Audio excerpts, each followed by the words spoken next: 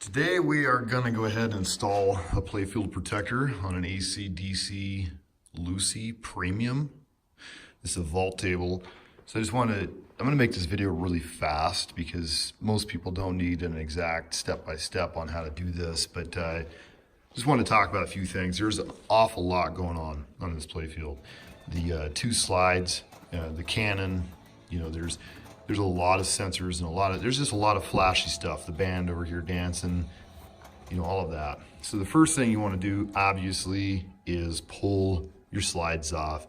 Remove any of the sensors, but you can just leave them laying to the side in order to get the playfield protector to lay down in your troughs all the way around the table. I've installed these before and I've learned lessons from the past. Go ahead and strip down your slingshot assembly, pull rubbers off, makes it a lot easier. Last time I snapped the Metallica one, trying to get it around the slingshot section. That Mylar breaks really easy. So be sure that you don't bend it, twist it into position. Get everything flat and where it just kind of drops in. If there's something in your way that you have to pry around, take it off. You're better off in the end. The other thing is too, the reason why I'm doing a playfield protector on this is because this table's brand new, and I played it for probably maybe 15 games, and you can already see that this under table Lexan is already starting to fog. It's insane how fast that fogs out. So I'm a little disappointed by that. So of course I'm going to put a playfield protector on to protect that. I have a feeling the playfield protector will do the same thing, but obviously it's something that you can pull off and throw away. And I know you can get a new Lexan for this section here for like 75 bucks. But ultimately you would literally have to change that probably every month. This is a route machine, and well, there goes all your profits. So this is a route machine for me, so I am going to obviously do everything I can to protect it. Also, there's a playfield protector that goes inside of that bottom section that they sent. So playfieldprotectors.com is where this stuff comes from. That's the bottom layer playfield protector. As you can see, it drops in there. And at the same time, I bought the plastic protector kit from them, which you can see the plastic protectors right here. And they even included a plastic protector for the bottom of the bottom playfield too. So, obviously if you're gonna do a playfield protector, you might as well just spend the extra 50 bucks and get the plastics as well, because, well, you're gonna have your table all stripped down. So at this point in time, table's cleared off. I'm gonna make sure to go through this really good, clean it very, very, very, very good.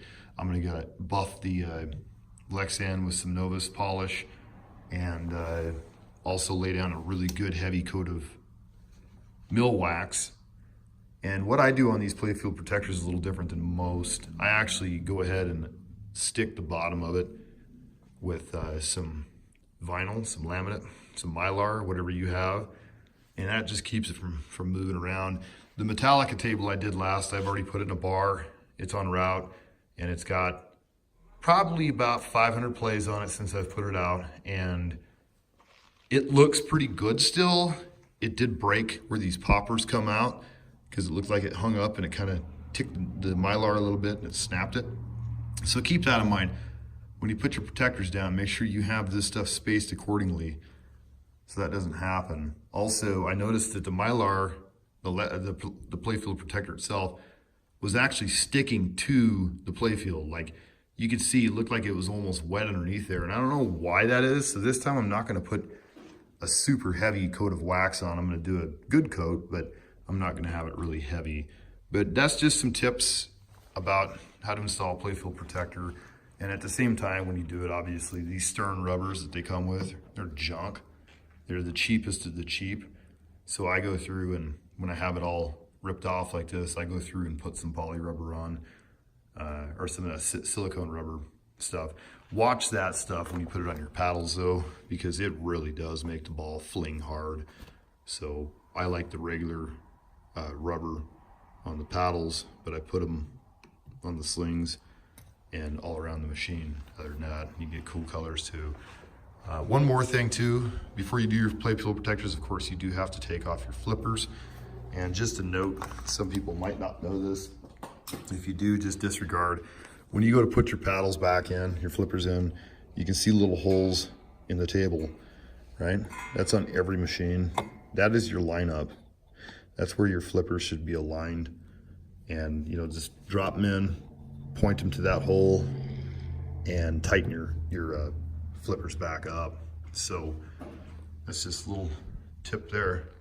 I'm going to go ahead and lay this down and I'll show you the after product. Okay, the lower playfield protector was pretty basic. You know, I had to drop in the back first and kind of pop it underneath the paddles, the flippers, but we didn't have to take the flippers off, which is great.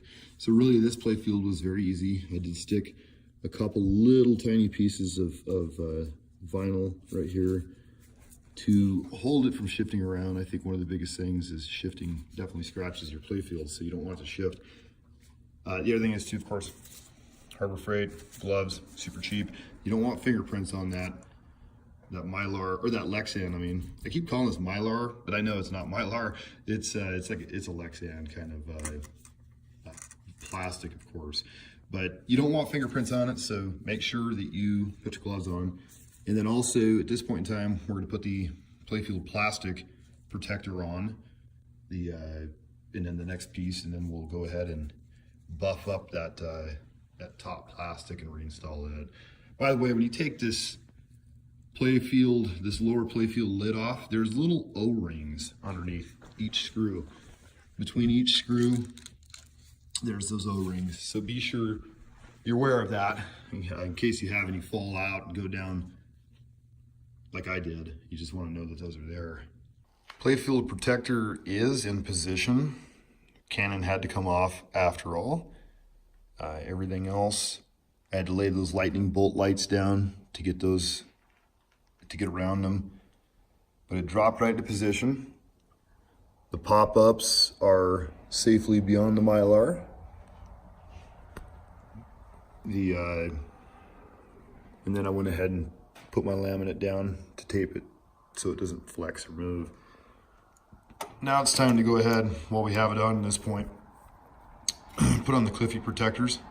Gotta undo these two screws here, slide this underneath, put the two screws back on, and then I got a couple for the hole pockets as well to put in.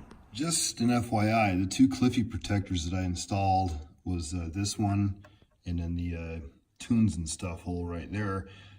They require considerable amounts of removal before you can access them. You have to pull this plastic all the way off, and then you have to pull the kick out bumper off, and then remove this section here to lift it out of the way, and then you adhesive that. I did it underneath the cliffy protector, or I mean the playfield protector. That way in the future, if I need to change it out, I won't have to cut that off. This one here, I didn't. I put it over top the playfield protector because it's a lot easier to get to. You just remove these 3 screws. This plate bracket here comes off, then these screws here, and then this pulls out and you can drop it right in there. But you have to remove the plastics from this and the plastics from this before you can access those cliffy protectors. All back together, playfield protector installed. Played it for a couple games. I think it's for sure going to fog over just as bad on the underfield. So really you gotta just ask yourself, do you want to change that to the underfield glass or just deal with it being foggy? I don't know.